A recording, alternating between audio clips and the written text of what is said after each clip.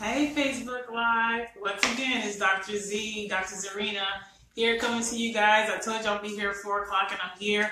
I'll wait for a few of you to come into the room and come onto the broadcast, Go ahead and click share when you get in so people can be alerted that we are here. We're here at 4 o'clock for our Facebook Live broadcast. I'm going to first introduce myself, as you all already know. Many of you, though, some of you may be new to our broadcast, which is I'm Dr. Zarina, also known as Dr. Z, affectionately called. And here I'm going to talk to you today about burn, baby, burn. And we're going to talk a little bit about exactly what I mean.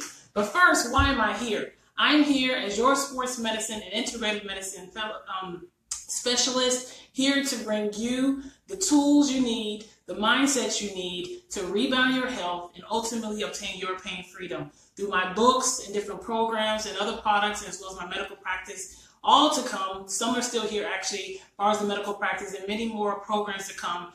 That is exactly what I'm here to help you rebound your health. Hi, Dr. Sam. Hi, Dr. Sam. Hi, Demetria. Thanks for joining our broadcast. Come on to the broadcast, invite your friends, invite your family. Hopefully this will be useful information for you or someone else. Ultimately, the goal is to help you burn, baby, burn, because I think we all want that to start to look at our bodies as an energy source. And that's kind of what this conversation is going to be all about. What is your body, and use it as an energy source so we can fulfill all our goals as potentially, obviously, rebounding your health. So again, I'm Dr. Zarina, affectionately known as Dr. Z, and we're going to get into it real quick here. Share, share, share. Let everybody know we're here today, and we're going to discuss burn, baby, burn. Hey, Terrain! I miss you guys. So anyway, today, like I said, burn, baby, burn. What is the topic? Why are we talking about this? Hi, Chandra. Thanks for watching. Come on into the broadcast. Let everybody know we're going to try to get some, help everybody today figure out some ways to overcome your plateau, burn fat that you feel like you couldn't burn before, or just get more information so that you can live a healthier life. Okay? So today I do have a couple of notes because a lot of these statistics kind of vary. So you may see me looking down just a couple of times because I want to get you some stats that honestly, they vary a little bit, but ultimately I want to kind of give you the juice and the meat of everything we're going to be talking about today.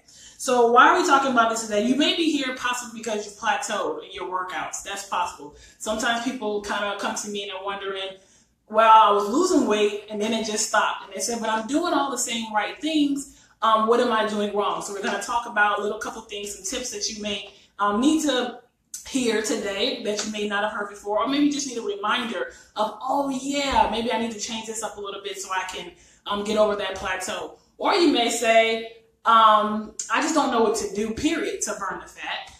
Or you might need to debunk. Hey, so thanks for joining in. Haven't seen you so long. Thanks for watching. Again, we're talking about burning some calories and burning some fat, and more importantly, using our body's energy and trying to rev up our metabolism. Oh, and that's the other point. So some people say to me, I just have a slow metabolism and I can't do anything about it. That's just the way I was born, right? We hear that a lot. I'm big boned. We know from the South, if you're from the South, you heard that one a lot.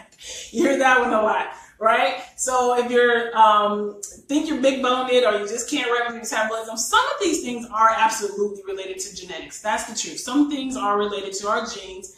But that doesn't mean you're doomed because you have a resting metabolic rate that may be a little slower than your friend. So that's what I'm going to talk about a little bit today too, about what things can you, and that's probably the meat of this conversation, is what can I do to improve my metabolism in spite of your perceived or real, right, slower basal metabolic heart rate. Basal metabolic rate, excuse me. Okay, so that's what we're going to be talking about today. So the first off is, what is sabotaging your goals? One of the big things that sabotage your goals. Hey Danielle, thanks for watching. Come on into the broadcast. Welcome to the broadcast. Sharing is caring, so go ahead and share this out if this might be important information for you and for someone else potentially.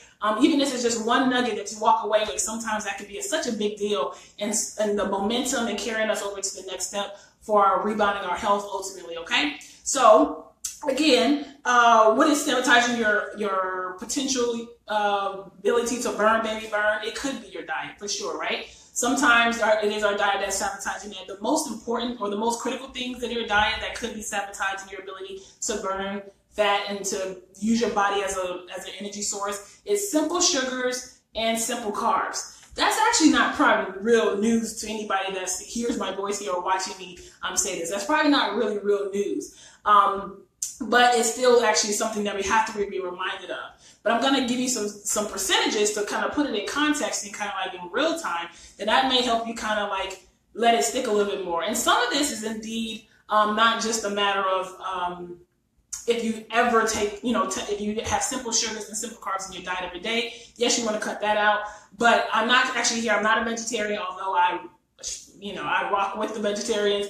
I think that vegetarians, if you are watching this broadcast today too, hi, Dr. Ishara. Hi, Nikki. Thanks for joining us. Thanks for joining us. Come on in and join us with the broadcast today. If you are a vegetarian, the most important thing for your diet, because I do have vegetarians who are not healthy, right? I know vegetarians who eat a lot of carbs, but carb is not the devil. It's the type of carbs. It's those simple carbs that is actually the thing that's probably sabotaging your diet.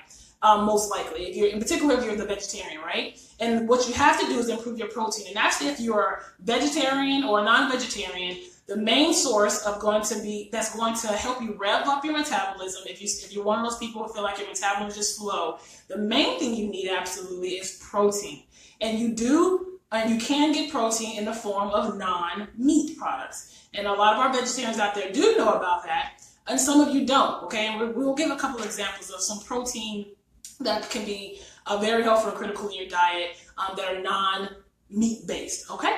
So that we talked about diet. Diet is one of those things that's sabotaging us. The other thing that's potentially sabotaging your ability to burn the fat burn the fat is your low physical activity, the sedentary lifestyle. Again, not news breaking, right? It's not definitely news breaking. However, it is something that's also critical in the face of burning the fat. Why is low activity? You might say, well, my diet is awesome, but you might be hearing my voice here. You probably also potentially one of those people, or you know someone who they plateaued in their workout because they eat pretty well, but they hate working out, or they don't work out for various reasons. And low physical activity, of course, doesn't require a lot of energy for your body to use. Hence, you don't